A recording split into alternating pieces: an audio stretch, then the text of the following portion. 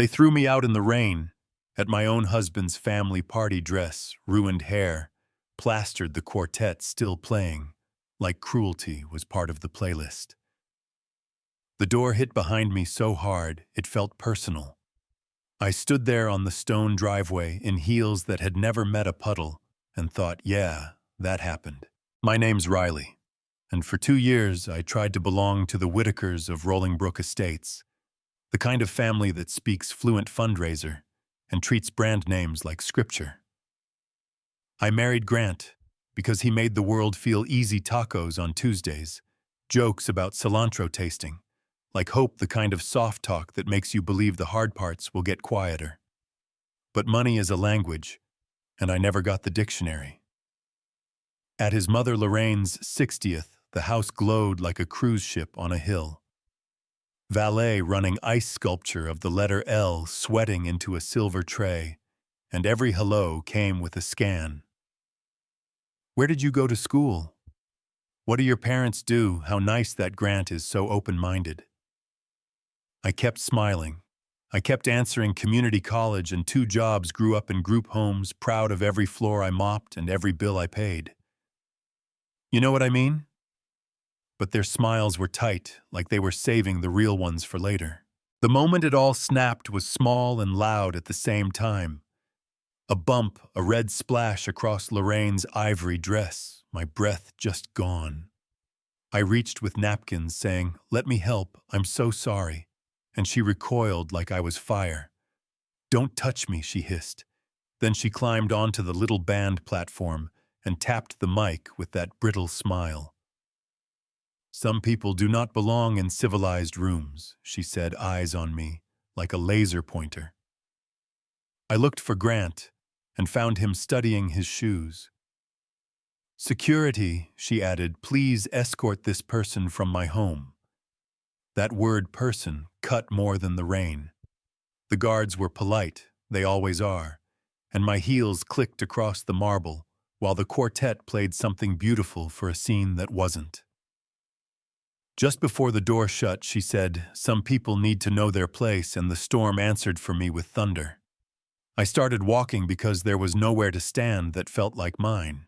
The driveway felt a mile long, my phone at 3% mascara holding on for dear life, and every step felt like every couch I'd ever slept on, every caseworker who said, "You're tough every night." I told myself, try harder, and people will keep you. The rain wrote its name down my back. I told myself I'd survive this too. Then headlights slid up beside me, slow and sure, not frantic like they belonged. A black limo eased to a stop, and the back window lowered, and a face looked out that startled something old alive in me. Same cheekbones, same watchful eyes, even the same little scar above the brow. He said my name like it was a secret worth keeping. Riley Avery. That was my last name before Whitaker, a name from a hospital bracelet and a file folder. "Who are you?" I asked that small voice kids from group homes develop when they're bracing for another switch. He opened the door into the rain, didn't even flinch, and said, "Marcus Avery, I've been looking for you for 20 years. He showed me a photo on his phone, a young woman laughing in sunlight, a baby on her hip with my eyes. "Your mother," he said, and the word mother finally had a face. He told me about Air Force deployment's paperwork that moved faster than grief, a car accident that stole the person who would have signed his name on mine, a system that lost me and then forgot to apologize.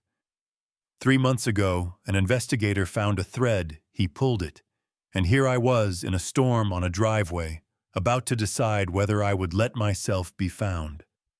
I asked the question you ask when your brain is running to catch up. What do you do? He smiled with this tired warmth and said, "I built Avery Dynamics, the logistics and robotics company that keeps airports awake."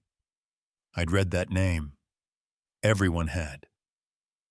I got into the limo because sometimes the universe offers you a seat and a blanket, and you don't argue. Inside it was warm and quiet leather sighing the rain soft at last. "Tell me about her," I said. And he did, shrimp cooked buttery and loud socks on linoleum. A laugh that filled rooms, a plan to teach kids who needed someone exact and kind. He cried and didn't apologize, and I cried too. When his building came into view downtown, Avery Dynamics glowing like a lighthouse, something clicked a brass key in an old lock. "Can we go back?" I heard myself ask. And I didn't mean please take me home, I meant let's put truth in a room that prefers lies. Marcus leaned back, nodded. "Now you sound like my daughter." We didn't go alone. 2 SUVs slid in behind us, lawyers inside with briefcases that looked like they came with warnings. Back at the mansion, the party was at full shine, laughter and old jazz and the smell of money trying hard to be tasteful. The house manager opened the door and saw us, and the temperature dropped. Lorraine appeared in a gown, now marked with red, like a confession. "I'm sorry." "The party is by invitation only," she started. Then she saw me and her mouth pulled tight. "You are not welcome here." Marcus didn't raise his voice. "I am Marcus Avery," he said. "I believe you know my daughter." The name fluttered across the foyer. You could feel people doing the math. That Avery, those billions that tower downtown. Grant materialized to the front, damp hair, nervous jaw, eyes calculating and afraid. Lorraine tried to pivot. I had no idea if I'd known. Marcus pinned the room to the truth. Does money determine whether you call someone a person? Does a portfolio decide if a human being deserves respect? He looked at Grant, voice steady. You stood there and let your wife get escorted into a thunderstorm to keep your place at this table. Were you waiting to defend her until you could attach a dollar sign to her worth? Grant said the words, "I'm sorry, Riley, if I had known." And I laughed because sometimes your body chooses honesty for you. If you had known what that I matter, that my dignity isn't a coupon code. The lawyer stepped forward, calm like gravity. My client will pursue action for defamation and emotional distress. We'll be in touch. The room was hungry for a scene rich people love, a twist as long as the humiliation belongs to someone else. I gave them something smaller and heavier. Family doesn't throw family into weather.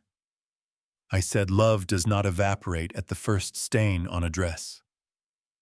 I turned to Grant and shut the soft door in my chest.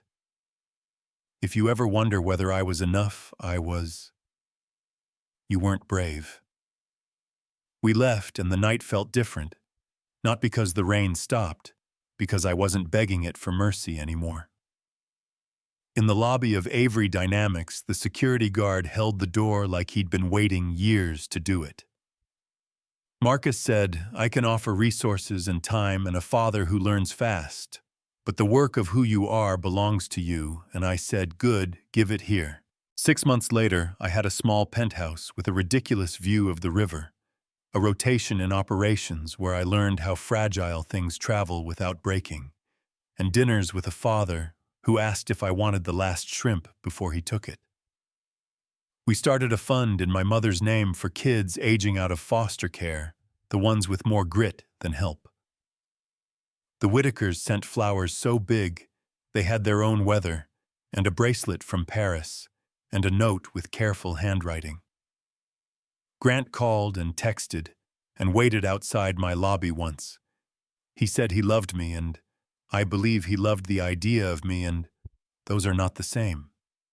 He asked for another chance quietly, and I asked what he'd done loudly to earn it. No answer you could frame. Here's the part people fight about. Lorraine asked to meet at a strip mall coffee shop with sticky floors. She said I was wrong, I am learning slowly, I'm sorry, and some of it sounded rehearsed, and some didn't. She asked me to give her son grace. Grace is expensive. I told her to prove her change in rooms I'll never enter.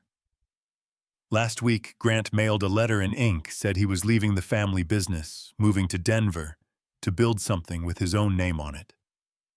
Said silence is a decision, and he finally understood. He said cilantro still tastes like hope, just not the way he meant it back then. I set it on the counter, cooked shrimp, watched the city find its lights. You want a clean ending tied tight with a bow, but life doesn't respect bows. We haven't settled with the Whitakers yet. We might, and I'll turn that check into scholarships that change actual lives. Or we won't, and maybe the precedent will matter more than my peace. I don't know if I'm the kind of person who opens her door to a knock from a past that threw her into a storm. I know this. I am not the girl on the driveway anymore. I am the woman who knows where the switches are and which ones she refuses to flip. So tell me, because I want the comments to be a real conversation. If someone humiliates you in public, then apologizes in private, what does justice look like? Is a lawsuit the language they finally respect? Or is grace the braver word? Have you seen money make good people small, or expose who they always were? Drop your take, tell me where you're watching from. Hit like if this hit, you subscribe. If you want more true stories told without the perfume. Respect should not depend on a last name, and some storms end up being the best thing that ever happened to you.